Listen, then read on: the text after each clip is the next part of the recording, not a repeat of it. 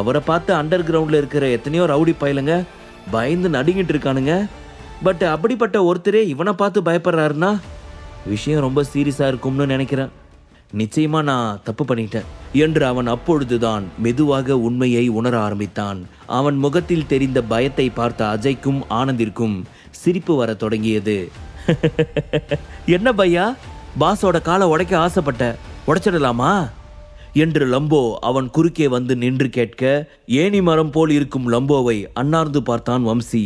அவன் முகத்தில் பயம் அப்பட்டமாக தெரிந்தது. என்ன பையா அப்படி பார்க்குற, காலை உடைச்சிடலாமா என்று சொன்னவாறு வம்சியின் 2 கால்களையும் பார்த்து சிரித்தான் லம்போ. அந்த நேரத்தில் டீ ஹவுஸிற்கு வெளியில் ஒரு ரோல்ஸ் ராய்ஸ் கார் வந்து நிற்க, கூடவே இன்னமும் சில கார்கள் வந்து வேகமாக ஒன்றின் பின் ஒன்றாக நின்றது. ரோல்ஸ் ராய்ஸில் இருந்து இறங்கிய கோவிந்த் கிருஷ்ணா வேகமாக தன்னுடைய பாடிகார்ட்ஸை அழைத்துக் கொண்டு உள்ளே ஓடினார். வம்சி இருந்த ரூமிற்குள் வேகமாக ஓடி வந்த அந்த நபர் மூச்சிறைக்க நின்று சுற்றிலும் பார்த்தார். அங்கே ஒரு இடத்தில் வம்சியும் அவனுடைய ஆட்களும் மண்டியிட்டு உட்கார்ந்து கொண்டிருந்தார்கள். அருகில் லம்போ, ஆனந்த், அஜய், கிருஷ்ணா எல்லோரும் நின்றிருக்க, மிஸ்டர் விக்ரம் எங்க? அவரை நான் உடனே பார்க்கணும், ப்ளீஸ் வர சொல்லுங்க என்று கோவிந்த் கிருஷ்ணா பயத்துடன் கத்தினார். தன்னுடைய அங்கிள் வந்ததும் எப்படியாவது இவர்களிடமிருந்து தன்னை காப்பாற்றி விடுவார் என்று வம்சி கொஞ்சம் நம்பிக்கையுடன் இருந்தான். கோவிந்த் கிருஷ்ணா கேட்ட கேள்விக்கு யாரும் எந்த பதிலும் சொல்லாமல் அமைதியாக நிற்க, ஏன் யாரும் பேச மாட்டீங்க, தயவு செஞ்சு சொல்லுங்க மிஸ்டர் விக்ரம் எங்க என்று கேட்க, உள்ளே இன்னொரு அறையில் இருந்து கேஷுவலாக சட்டையை டக் செய்து கொண்டே அங்கே வந்த விக்ரம், என்ன சத்தம்ங்க, கொஞ்ச நேரம் ரெஸ்ட் ரூம் போனா கூட விட மாட்டீங்களா என்று சொல்லிக்கொண்டே வந்து அவனுடைய சேரில் உட்கார்ந்தான். வரும்போதே கோவிந்த் கிருஷ்ணா அங்கே வந்திருப்பதை அவன் கவனித்திருந்தாலும் கண்டுகொள்ளாததை போல நடந்து கொண்டான். விக்ரம் சேரில் உட்கார்ந்ததும் அவர் முன்னால் ஓடி வந்து, மிஸ்டர் விக்ரம், நான் தான் கோவிந்த் கிருஷ்ணா, வம்சி என்னோட மருமகன் தான், அவன் இப்படி பண்ணதை நினைச்சு நான் வெக்கப்படுறேன், அவனுக்காக நான் உங்ககிட்ட மன்னிப்பு கேட்டுக்கிறேன், இனிமே இந்த மாதிரி எந்த தப்பும் நடக்காது என்று கெஞ்சும் தொனியில் சொன்னார். விக்ரம் அவரை மேலும் கீழும் பார்த்துவிட்டு, பார்க்க பல மாதிரி இருந்துகிட்டு பண்றதெல்லாம் ஃப்ராடு வேலை என்று மனதிற்குள் நினைத்து கொண்டான். அவன் இப்போதுதான் கோவிந்த் கிருஷ்ணாவை முதன்முறையாக பார்க்கிறான் என்றாலும் அவரை பார்த்த உடனேயே மொத்த கேரக்டரையும் கண்டுபிடித்து விட்டான். விக்ரம் அமைதியாக அவரையே பார்த்து கொண்டிருப்பதை பார்த்து அவன் இன்னமும் கோபமாகத்தான் இருக்கிறான் என்பதை புரிந்து கொண்ட கோவிந்த் வேகமாக வம்சியிடம் ஓடி வந்து அவனுடைய கன்னத்தில் பலாரென அறைந்தார். எவ்வளவு தைரியம் இருந்துச்சுன்னா நீ மிஸ்டர் விக்ரம் முன்னாடி இந்த மாதிரி எல்லாம் பேசியிருப்ப, நான் மட்டும் உனக்கு சப்போர்ட் பண்ணலன்னா இந்நேரம் நீ இங்க உயிரோடு இருந்திருக்க முடியாது தெரியுமா, ஒருத்தர்கிட்ட மோதுறதுக்கு முன்னாடி அவர் யாருன்னு தெரிஞ்சுக்க மாட்டியா என்று கோபமாக கத்தினார். மாப்பிள்ளை என்றும் பார்க்காமல் கோவிந்த் தன்னை அடித்தது வம்சிக்கு பெரும் அவமானமாக இருந்தது. அப்போது கோவிந்த் அவன் அருகில் வந்து, வம்சி, இப்ப மட்டும் நான் உன்னை அடிக்கலன்னா அவங்க கண்டிப்பா உன்னை கொன்றுவாங்க, எனக்காக கொஞ்சம் பொறுத்துக்கோ, நான் எப்படியாவது உன்னை இங்கிருந்து வெளியே கொண்டு போகணும் என்று காதில் கிசுகிசுத்து விட்டு மீண்டும் ஒரு அறை கொடுத்து விட்டு விக்ரமன் அருகில் வந்தார். மிஸ்டர் விக்ரம், இந்த மாதிரி ஒரு முட்டாள் மாப்பிள்ளையை செலக்ட் பண்ணதுக்கு உண்மையிலே நான் அவமானப்படுறேன், எனக்காக இல்லைனாலும் என் பொண்ணுக்காவது அவனை விட்டுருங்க ப்ளீஸ் என்று வருத்தத்துடன் சொன்னார். விக்ரம் எந்த ஒரு பதிலும் சொல்லாமல் அவன் ஆர்டர் செய்த பிளாக் டீ வந்ததும் அதை எடுத்து குடிக்க ஆரம்பித்தான். என்ன பண்ணாலும் இவன் நம்ம வழிக்கு வரமாட்டான் போல இருக்கே, இப்போ நான் என்ன பண்றது என்று புலம்பிய கோவிந்த் கிருஷ்ணா திரும்பி வம்சியை பார்த்து, அறிவு கட்டவனே, உன்னால பாரு, அவர் இப்போ எந்த பதிலும் சொல்ல மாட்டேங்கிறாரு, நான் அவர் எப்படி சமாதானப்படுத்தட்டும், நீயே சொல்லு என்று கத்த ஆரம்பித்தார். அதை கேட்டு கடுப்பான Vikram, hello hello mister Govind Krishna, நீங்க என்ன சமாதானப்படுத்துறதெல்லாம் இருக்கட்டும், முதல்ல இங்க வாங்க, வந்து தண்ணியை குடிங்க, பர்ஃபார்மன்ஸ் ரொம்ப அதிகமா இருக்கு என்று நக்கலாக சொன்னான். அந்த வார்த்தையை கேட்டதும் கோவிந்திற்கு கொஞ்சம் கோபம் வந்தது. ஆனாலும் விக்ரமிடம் அதை காட்டுவதற்கு அவருக்கு தைரியம் இல்லாததால் அமைதியாக அவன் அருகில் வந்து விக்ரம் கொடுத்த வாட்டர் பாட்டிலை வாங்கி குடிக்க ஆரம்பித்தார். குடித்து முடித்து ஒரு பெருமூச்சு விட்டதும் விக்ரம் கேஷுவலாக அவரை பார்த்து, உங்களோட மருமகனை நீங்க இங்க இருந்து உயிரோடு கொண்டு போகணும்னா நான் உங்களுக்கு 2 ஆப்ஷன் கொடுக்குறேன், அதுல ஏதாச்சும் ஒன்ன பண்ணிட்டு நீங்க இங்க இருந்து கிளம்பலாம் என்று சொன்னான். அது கேட்டதும் கோவிந்த் ஆர்வத்துடன், என்ன ஆப்ஷன் சொல்லுங்க மிஸ்டர் விக்ரம், எதுவா இருந்தாலும் கண்டிப்பா நான் பண்றேன், எனக்கு என்னோட மருமகன் உயிரோட வேணும் என்று சொன்னார். ஒன்றும் இல்லை, உங்க மருமகனோட ஒரு காலை மட்டும் உடைக்கணும், அதுவும் நீங்களே உடைக்கணும், அப்படி அவன் காலை உடைச்சிட்டா நீங்க இங்கிருந்து அவனை உயிரோடு கூட்டிட்டு போயிடலாம், அதுதான் நான் உங்களுக்கு கொடுக்குற முதல் ஆப்ஷன் என்று சொல்லி தன் கப்பில் இருந்த கடைசி சிப் பிளாக் டீயை குடித்து முடித்தான். அந்த வார்த்தையை கேட்டு கோவிந்திற்கு பயங்கர அதிர்ச்சியாக இருந்தது. இன்னொரு பக்கம் வம்சி பயத்தில் மயங்கியே விழுந்துவிடும் அளவிற்கு நடுங்கிக் கொண்டிருந்தான். பதட்டம் குறைய சிறிது நேரம் எடுத்துக்கொண்ட கோவிந்த், அப்போ அந்த 2வது ஆப்ஷன் என்னன்னு தெரிஞ்சுக்கலாமா என்று விக்ரமை பார்த்து கேட்க, அது ரொம்ப சிம்பிள், உங்க மாப்பிள்ளையோட காலை நீங்க உடைக்கலன்னா என்னோட ஆளு லம்போ உடைப்பான், அதான் 2வது ஆப்ஷன். எந்த ஆப்ஷனை செலக்ட் பண்ணாலும் உங்க மருமகனுக்கு கால் போறது உறுதி, அதை பத்தி நீங்க கவலைப்படாதீங்க என்று சிரித்துக்கொண்டே சொன்னான் விக்ரம். அவன் சொன்னதையெல்லாம் கேட்டு வம்சிக்கு பயத்தில் அழுகையே வந்துவிட்டது. மாமா எப்படியாவது என்ன காப்பாத்துங்க மாமா, எனக்கு இதெல்லாம் புதுசு, காலை உடைக்கிற அளவுக்கெல்லாம் என் உடம்பு தாங்காது, ஏதாச்சும் சொல்லி அவரை சமாதானப்படுத்துங்க மாமா, நான் அவரோட காலில் வேணாலும் விழுறேன் என்று சொல்லி கதறி அழுதான்.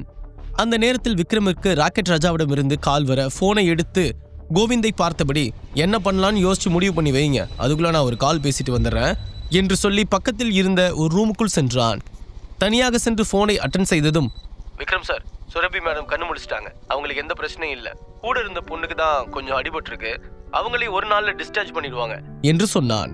சுரபி கிட்ட யாராவது பேசுனீங்களா, அவ ஏதாச்சும் சொன்னாளா என்று விக்ரம் கேட்க, அதுக்காக தான் சார் நான் இப்ப கால் பண்ணேன், அவங்க 2 பேரையும் போலீஸ் தான் காப்பாத்துனாங்க, நாங்க விஷயம் கேள்விப்பட்டு தான் வந்தோம்னு சொன்னா அவங்க நம்பவே மாட்டேங்கிறாங்க, போனை கொடுக்குறேன், ஒரு நிமிஷம் நீங்களே பேசுங்க என்று சொல்லி ராக்கெட் ராஜா போனை சுரபியிடம் கொடுத்தான்.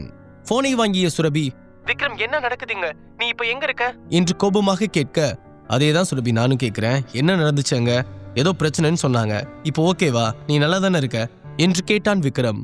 அவனுடைய பதிலை கேட்டதும் கொஞ்சம் நடந்ததையெல்லாம் யோசித்து பார்த்த சுரபி, எங்களை காப்பாத்த வந்தது உன்னோட ஆளுங்க தானே என்று கேட்க, ஐயோ சுரபி, என்னோட ஆளுங்க மட்டும் அங்க இருந்திருந்தா அந்த கிட்னாப்பிங்கே நடக்க விட்டுருக்க மாட்டாங்க, அதுவும் இல்லாம வந்தவங்க உன்னை டார்கெட் பண்ணி வந்தவங்க மாதிரி தெரியல, உன்னோட ஃப்ரெண்டை தான் கிட்னாப் பண்ணியிருக்காங்க என்று சொன்னான் விக்ரம்.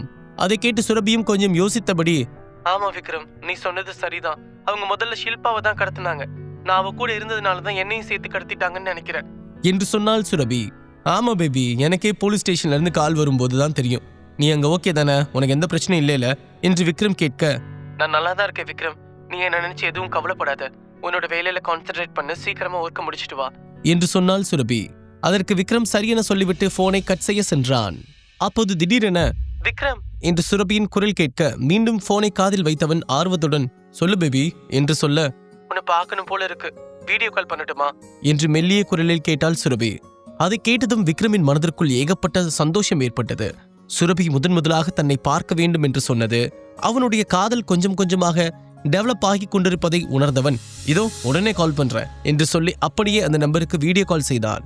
சுரபி டயர்டான முகத்துடன் சோகமாக அவனை பார்த்து சிரிக்க, அவள் முகத்தை பார்த்ததும் விக்ரமுக்குள் இருந்த சந்தோஷம் மொத்தமும் கரைந்து போனது.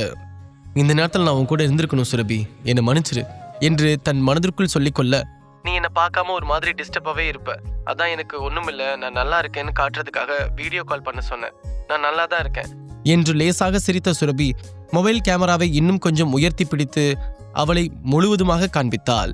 விக்ரமுக்கு அந்த நேரத்தில் மனது கனமாக இருந்தாலும் அதை வெளிக்காட்டிக் கொள்ளாமல், இது போதும் பேபி, இப்பதான் எனக்கு கொஞ்சம் நிம்மதியா இருக்கு, இனிமே அவங்களால உனக்கு எந்த ஒரு பிரச்சனையும் வராது, போலீஸ் அவங்கள அரெஸ்ட் பண்ணிட்டாங்க, நீ தைரியமா இருக்கணும் சரியா, உனக்கு ஏதாச்சும் தேவைன்னா ராக்கெட் ராஜா லூசிஃபர் கிட்ட சொல்லு, அவங்க பண்ணி கொடுப்பாங்க என்று சொல்ல, சுரபி மெல்லிய புன்னகையுடன் சரியென தலையை ஆட்டினாள். அதன் பிறகு விக்ரம் போனை கட் செய்துவிட்டு ஒரு பெருமூச்சு விட்டபடி மீண்டும் கோவிந்த் கிருஷ்ணா இருக்கும் இடத்திற்கு வந்து, என்ன நான் சொன்னதுக்கு என்ன முடிவெடுத்திருக்கீங்க, ஆப்ஷன் 1 ஆப்ஷன் 2 என்று சொல்லிக்கொண்டே சேரில் உட்கார, மிஸ்டர் விக்ரம், இது வம்சி சம்பந்தப்பட்ட விஷயம் மட்டும் கிடையாது, என்னோட பொண்ணு சம்பந்தப்பட்டதும் கூட, இப்போ என்னோட கால் உடஞ்சா என்னோட பொண்ணு சேர்த்து பாதிக்கப்படுவா, அவ என்ன தப்பு பண்ணா, அவளுக்கு இந்த தண்டனையை ஏன் கொடுக்கணும், ப்ளீஸ் அது மட்டும் வேண்டாமே, வேற என்ன வேணாலும் கேளுங்க பண்றேன் என்று கெஞ்சும் துணியில் சொன்னார் கோவிந்த். அப்போ காலுக்கு பதிலாக காதை வெட்டிடலாமா என்று விக்ரம் நக்கலாக கேட்க, கோவிந்த் கிருஷ்ணா எந்த பதிலும் சொல்லாமல் தலையை குனிந்து நின்றார். சிறிது நேரம் அமைதியாக இருந்த விக்ரம், சரி கொஞ்ச நாளைக்கு முன்னாடி நான் உங்ககிட்ட ஒரு விஷயம் ஃபேவர் கேட்டிருந்தேன், ஆனா அதை நீங்க எனக்கு பண்ணவே இல்லையே என்று விக்ரம் கேட்க, கோவிந்த் குழப்பத்துடன், ஃபேவரா, என்கிட்டயா, என்கிட்ட எப்ப கேட்டீங்க என்று கேட்டார். அப்போ நான் கேட்டதே நீங்க மறந்துட்டீங்க, அந்த லெவல்ல இருக்கிறவங்களுக்கு நான் எப்படி உங்க மருமகனை பாவம் பார்த்து விட முடியும்னு நினைக்கிறீங்க என்று அவன் மீண்டும் கோவிந்துக்கு பதிலடி கொடுக்க, ஐயோ விக்ரம் ப்ளீஸ், நிஜமாவே நீங்க என்கிட்ட என்ன கேட்டிருந்தீங்கன்னு எனக்கு தெரியல, சத்தியமா லாஸ்டா நான் உங்ககிட்ட அந்த ஃபோன் கால் பேசினது மட்டும்தான் எனக்கு ஞாபகம் இருக்கு, பட் அதுல நீங்க என்கிட்ட என்று தயக்கத்தோடு நிறுத்தினார். கரெக்ட், அதான் அந்த ஃபோன் காலில் நான் உங்ககிட்ட ஃபேவராக ஒரு விஷயம் கேட்டிருந்தேன், அஜய்க்கு உங்களால் எந்த ஒரு பிரச்சனையும் வரக்கூடாது, அவர் நிம்மதியாகவும் சந்தோஷமாகவும் இருக்கணும்னு நான் சொல்லியிருந்தேன். இப்போ நான் பார்த்த அஜய் இதுக்கு முன்னாடி நான் பார்த்த அஜய் மாதிரி இல்லை, அவர் வாழ்க்கையில் ரொம்ப பெரிய கஷ்டத்தை அனுபவிச்சுட்டு இருக்காரு, உங்கள் பொறுப்பில் விட்ட அஜயை நீங்கள் எப்படி இந்த மாதிரியெல்லாம் ஒரு நிலைமைக்கு கொண்டு வரலாம் என்று விக்ரம் கோபமாக கேட்டான். அவனுடைய கேள்விக்கு கோவிந்தால் எந்த பதிலும் சொல்ல முடியவில்லை. சிறிது நேரம் அமைதியாக இருந்தவர், விக்ரம் நீங்கள் என்ன தப்பாக புரிஞ்சுக்கிட்டீங்கன்னு நினைக்கிறேன், என்னோட ஃபேமிலியிலிருந்து நாங்கள் அஜய்க்கு எந்த கஷ்டமும் கொடுக்கல என்று சொல்லி முடிக்கும் முன்பே, அப்போ வம்சி யாரு, அவன் உங்களோட ஃபேமிலி இல்லையா என்று விக்ரம் கேட்க, கோவிந்துக்கு மறுபடியும் என்ன சொல்லி சமாளிப்பது என்று தெரியாமல் குழம்பி போய் நின்றிருந்தார்.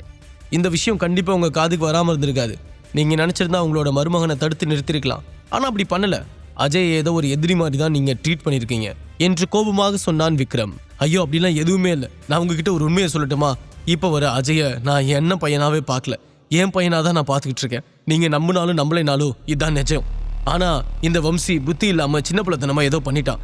அது எனக்கு சத்தியமா தெரியாது. என்ன நம்புங்க. இதுதான் அவன் உங்ககிட்ட பண்ற கடைசி தப்பா இருக்கும். இதுக்கு மேல உங்க வழியிலேயே வராம பாத்துக்க வேண்டியது என்னோட பொறுப்பு. தயவு செஞ்சு அவனை மட்டும் எதுவும் பண்ணிடாதீங்க ப்ளீஸ் என்று சொன்னார் கோவிந்த். அதை கேட்டு விக்ரம் சிரித்துக்கொண்டே, சரி மிஸ்டர் கோவிந்த், நான் உங்களோட வீட்டுக்கு வரணுமே என்று சொல்ல, இதுதான் சமயம் என்று நினைத்து அப்படியே பேச்சை மாற்றி அவனை கையோடு தன் வீட்டுக்கு அழைத்து சென்று விடலாம் என்று நினைத்தவர், அதுக்கு என்ன, அது உங்களோட வீடு, நீங்க எப்ப வேணாலும் வரலாம். இப்ப கூட எல்லாரும் வீட்டுல தான் இருக்காங்க. நீங்க வந்தா எல்லாரையும் அறிமுகப்படுத்தி வைக்கிறேன் என்று சொன்னவர் திரும்பி தன்னுடைய ஆளை பார்த்து, டேய் சீக்கிரமா வண்டியை ரெடி பண்ணு என்று அவசரமாக சொன்னார். ஹலோ ஒரு நிமிஷம், வம்சி விஷயத்துல நீங்க இன்னும் எந்த முடிவுமே சொல்லலையே, அதை முடிக்காம நான் எப்படி வீட்டுக்கு வர முடியும் என்று விக்ரம் நக்கலாக சொல்ல, கோவிந்திற்கு என்ன செய்வதென்றே தெரியவில்லை. அவருடைய நம்பிக்கையை இழந்தவரை போல பெருமூச்சு விட்டபடி, மிஸ்டர் விக்ரம் ப்ளீஸ், என் மருமகனை எதுவும் பண்ணிடாதீங்க, என் பொண்ணுக்காக அவனை விட்டுருங்க ப்ளீஸ் என்று கெஞ்சினார். அதை அஜய் கிட்ட வம்பு பண்றதுக்கு முன்னாடியே யோசிச்சிருந்திருக்கணும். சரி நீங்க பண்றீங்களா இல்ல லம்போ வச்சு நானே அவனோட காலை உடைக்கணுமா என்று விக்ரம் கேட்க, என்னானாலும் விக்ரம் தன்னுடைய முடிவில் இருந்து மாறப்போவதில்லை என்பதை கோவிந்த் கிருஷ்ணா புரிந்து கொண்டார். இயலாமையான பார்வையுடன் திரும்பி வம்சியை பார்க்க, மாமா எப்படியாவது என்னை காப்பாத்திருங்க மாமா ப்ளீஸ் என்று கதறிக்கொண்டிருந்தான். விக்ரம் அவனுடைய கதறலை கொஞ்சமும் கண்டுகொள்ளவில்லை. கோவிந்த் கிருஷ்ணா என்ன செய்வதென்று தெரியாமல் அப்படியே நின்றிருந்தார். முழு கதையையும் கேட்டு மகிழ பாக்கெட் FM ஆப்பை டவுன்லோட் செய்யுங்கள். லிங்க் டிஸ்கிரிப்ஷனில் கொடுக்கப்பட்டுள்ளது.